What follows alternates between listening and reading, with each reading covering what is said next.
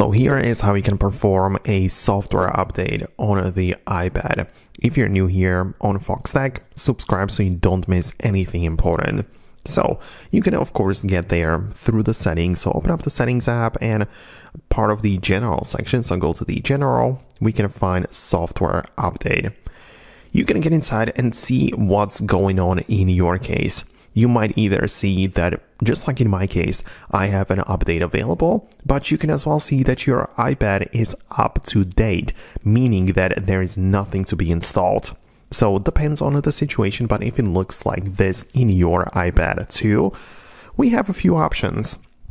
So the big blue button says update now, which is going to initiate the process right now, but we also have the ability to update tonight. So as you can read here, if I select update tonight, the iPad will try to update the device while it's locked during the night, but it has to have like enough battery to go through it. So it could go okay, it could not go okay, depends, but you can kind of like schedule the update. But what I'm going to do is that I'm going to click on update now. It asks me for the passcode to confirm this, that I really want to do it. So I'm going to click on it like this. And now I just wait to see what happens. As you can see, I have enough storage, or at least it's going to be okay, most likely like 52%. If not, I will be required to plug it into the charger. But right now we are just waiting.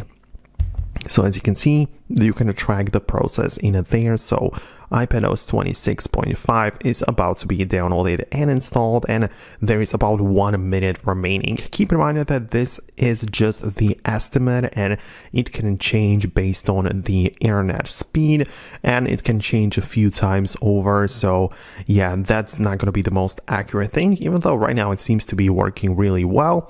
But yeah, after the time is up, your iPad will install it automatically, meaning that it's gonna like turn off the screen, show you the Apple logo, perhaps you're gonna wait through the loading screen, and that's essentially, you just have to leave it there and the iPad will do its job. So that's all I wanted to show you in this video. Let me know your thoughts and opinions about it below. I'm gonna wrap it up. Hit the thumbs up and subscribe for more, and I'll talk to you later.